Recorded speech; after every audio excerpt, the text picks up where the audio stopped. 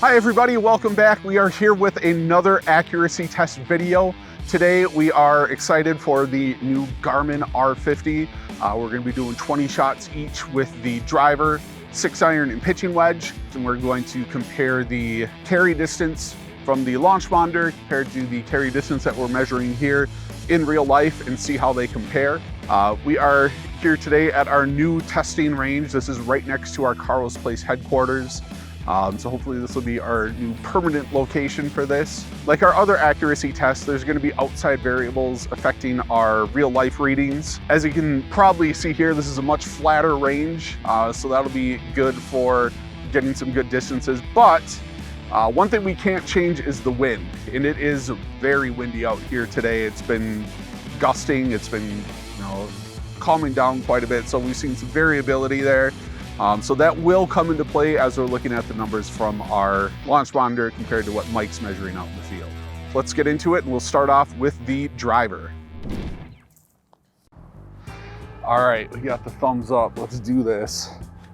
First shot, new driving range. The inaugural first shot on the Carlos Place driving range. Yeah, it's a stinker. Was horrible. I am not running for that one. Oh no.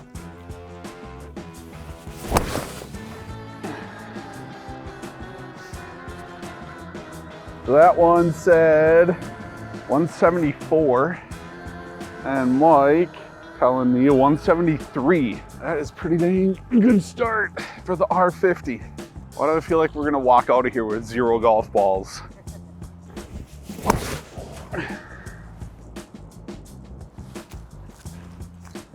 That one says 193 for a carry. I'm gonna have to wear some ankle braces maybe. Hot damn, 193. All right. Go Garmin. Hopefully it keeps up. Oh no. Yeah, that's got retention pond written all over it.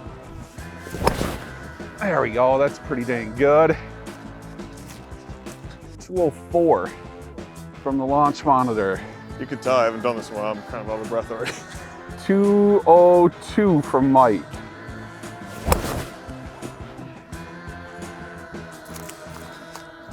That was 207 from the launch monitor. Oh, that one's a little further off. That's 198 from Mike. 4!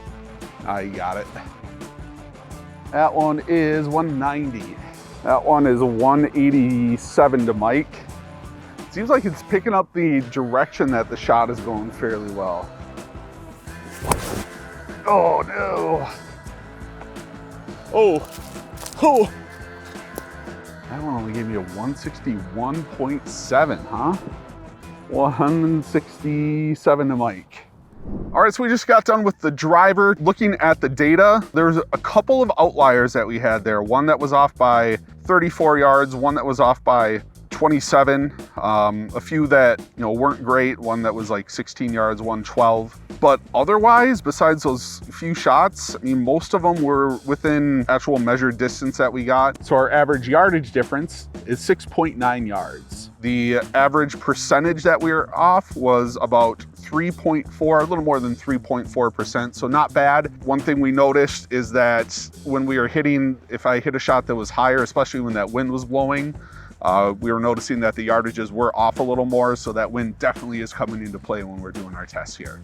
So far, it's been pretty impressive. It's been accurate. We were paying some attention to the shot shape that we saw in real life compared to where the launch monitor was showing us the ball landed. And when we were paying attention to that, it seemed like it was pretty true to life. So yeah, so far so good for the R50. 162 and 154. It's kind of funny. I feel like I'm feeling my age today. Running on this uneven ground, my ankles are starting to get like tired, like sore. Like this never happened to me because I'm used to running on flatter ground or cement or gym floor. But my ankles are supposed to be weak in my mid-30s now. I guess that's just life in general. 152. And Mike's got it at 145.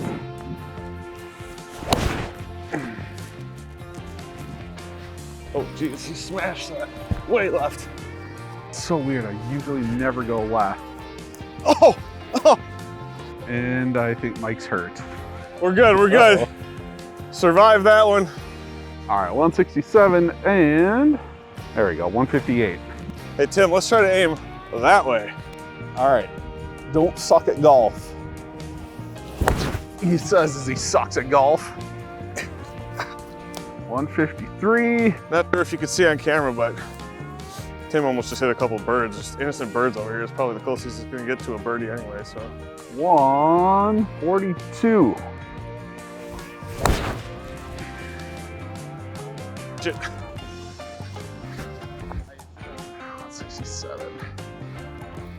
Right here, ball marker's right here and it landed right there. So, for those of you questioning our carry distance measurements, just know that I went to where the ball first hit, even though the ball landed there as well. So, sometimes we get lucky and it lands right next to where it hits. There we go, 152.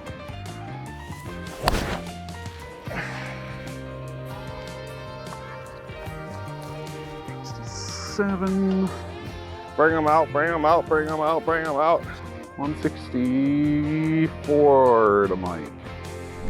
All right, we just hit our 20 shots with the 6-iron, and the average distance that we're off was 5.5 yards, which is an average of 3.7%. Looks like we had several shots, 3 of them that were off by 10 or more yards, a couple that were off by 9. So on those shots where there was less wind, with less outside interference, the launch monitor was a lot more accurate, a lot more true to what we were seeing here in real life.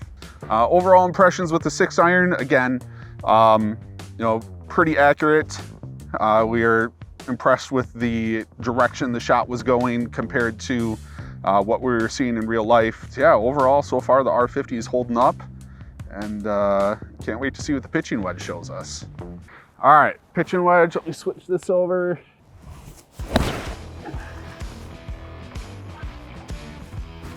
$113 and 103 to Mike. I feel like these are gonna be more off. It seems like the higher I've hit the shots, the less accurate it's been. I think it's just catching the wind up there and getting knocked down. Oh. Well, that was a shank. We'll just ignore that one. No, go run it down. Tim! I'm injured, all right? Charles, get your helmet on.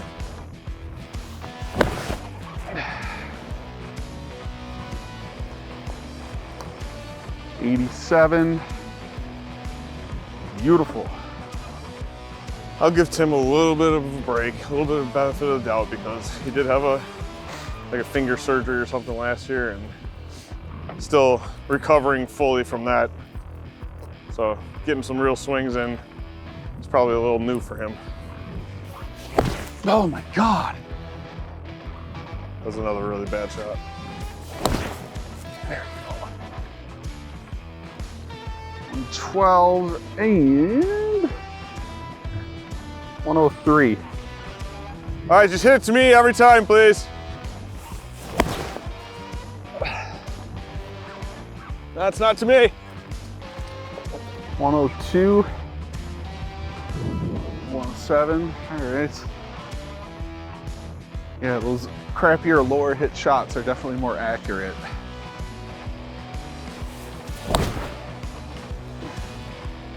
Sweet spot. 121 and Mike's at 116. All right, finally, we just got done with the pitching wedge. The pitching wedge average distance we were off was about 4.2 yards, but that's percentage average difference of 4%, a little more than 4%. So the least accurate out of the clubs that we've tested today, which kind of follows what we would expect, because that pitching wedge is getting high up in the air. You can see the wind actually catch the ball and hold it up and move it around a bit. So that was affecting the distances that we were seeing. But again, when the wind dropped down, I mean, we had a string of shots there where there was very little wind. It was within 2 to 3 yards of what we were seeing in real life when we were comparing it to the launch monitor. So that's definitely a big factor. Again, looking at the shot shape, there's a couple shots that I hope that they don't put in the video where they went straight off to the side, and yeah, it definitely picked those up and showed the correct direction that those were going. So have no complaints with it being able to read the ball, tell you an accurate direction that that ball is going. If you're using it indoors or in a controlled environment, I'm very confident that you're going to get accurate measurements from the Garmin R50. So overall, the total percentage difference between all of our shots that we're seeing from the R50 to real life, we had a difference of 3.72% as far as the yardage goes. That's pretty good. Again, it's a windy day out here. We've got a wide open field with not much blocking that wind. So that was really affecting our shots. I think if we had a more calm setup, kind of like it is right now, actually, once we got done shooting, the wind died down quite a bit. But I think if you were to hit an environment with less wind, you would see a lot more accuracy than we got from our readings today. But overall, yeah, the R50, it seemed impressive. I was happy with the shot shapes that we were seeing and a lot of the distances that we were seeing, especially with the conditions that we have today.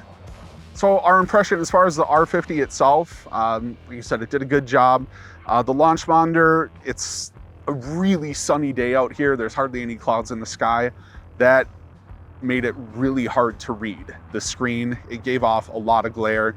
As I was standing there addressing the ball, there was definitely glare coming off the screen right into my eyes. So that's one thing you'll have to consider, is that the screen does have quite a bit of glare to it.